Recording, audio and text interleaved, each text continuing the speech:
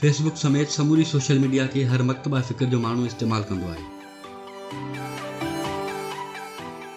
ताज़ो डॉन पारां पाकिस्तान हुकूमत तरफ़ां पाबंदी मढ़ियल तंज़ीमुनि जी फेसबुक इस्तेमाल बाबति हिकु जामे रिपोर्ट पेश कई वई आहे। डॉन पारां जारी कयल रिपोर्ट में पाबंदी पयल तंज़ीमुनि जे पेजिस ऐं ग्रुप्स जा अंग अखर ॿुधाया विया आहिनि। रिपोर्ट मूजिबि सॼे पाकिस्तान में अहले सुन्नत वल जमायत पहिरें नंबर ते आहे, ॿिए नंबर ते सिंध जी कॉम्परस जमायत जस्मम ऐं टे नंबर ते सिपाही साहब जा कारकुन फेसबुक में वधीक मुतहरिक आहिनि।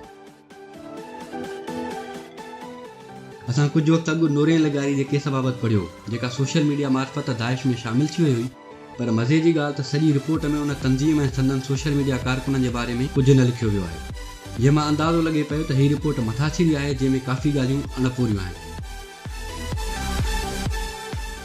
जेकॾहिं डॉन जी रिपोर्ट खां हटी ॾिसिजे त सिंध जे अंदरि कॉम्परस्तनि जी जमायत जस्मम वाहिद जमायत आहे जिन जा पेज ऐं अकाउंट फेसबुक ऐं ट्विटर पारां तस्दीक थियल आहिनि। उन सां गॾु संदन केतिरियूं ई वेबसाइटूं पिणु जुड़ियल आहिनि जेके हर रोज़ जे बुनियाद ते अपडेट थींदियूं रहनि थियूं, जंहिंमां अंदाज़ो लॻाए सघिजे थो त पाबंदी बावजूदि कॉम्परस जमायत जस्मम जा कारकुन ॿियनि तंज़ीमुनि जे कारकुननि खां सोशल मीडिया ते वधीक मुतहरिक आहिनि। जेकॾहिं पूरे पाकिस्तान में ॾिसिजे त PTI जा कारकुन सोशल मीडिया ते तमामु घणा मुतहरिक आहिनि, पर हाणे पाबंदी पियल तंज़ीमुनि सां गॾु PTI जे सोशल मीडिया कारकुन ख़िलाफ़ पिणु कार्रवाइनि जो आगाज़ थी वियो आहे। 21 मई ते इमरान ख़ान पारां जारी कयल हिकु ट्वीट में चयो वियो त जेकॾहिं संदन सोशल मीडिया कारकुननि जी गिरफ़्तारियूं न रोकी वियूं त उहे रोडनि ते ईंदा।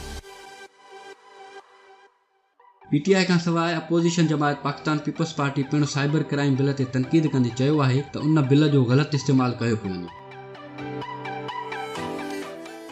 ताज़ो ह्यूमन राइट्स वॉच पाकिस्तान अंदर सोशल मीडिया कारकुननि ख़िलाफ़ वधंदड़ क्रैकडाउन ख़िलाफ़ ग़लती ज़ाहिर कई आहे। ह्यूमन राइट्स वॉच पारां जारी कयल रिपोर्ट में पाकिस्तान हुकूमत खां मुतालबो कयो वियो आहे त आलमी कानून जी ख़िलाफ़ वर्ज़ी न कनि। FIA 200 सोशल मीडिया अकाउंट हलाईंदड़ कारकुननि जी मालूमात हथ करे वरिती आहे जिन जी गिरफ़्तारी जा इम्कान आहिनि।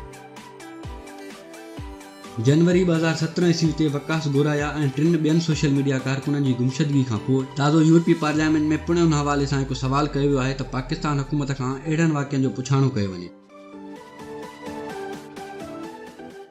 नवंबर 2016 ईस्वी में फ्रीडम हाउस पारां जारी कयल हिकु रिपोर्ट में उहा ॻाल्हि ॾेखारी वई आहे त पाकिस्तान दुनिया जे अंदरि 10 बदतरीन मुल्कनि में शामिल आहे जिते इंटरनेट अंदरि माण्हुनि खे इज़हार राय जी आज़ादी हक़ नाहे। जेतिरे क़दुरु ॾिसिजे त पाकिस्तान में जुड़ंदड़ को कानून असुल ॾोहारिन बदिरां सियासी मुखालफ़नि खे दॿाइण लाइ इस्तेमालु कयो वेंदो आहे, जंहिंमां अंदाज़ो लॻाए सघिजे थो त नून लीग हुकूमत साइबर क्राइम जहिड़े कानूननि खे असुल ॾोहारिन बजाए मुखालफ़नि यानी PTI ऐं पीपल्स पार्टी जे कारकुननि ख़िलाफ़ वधीक इस्तेमालु कंदी।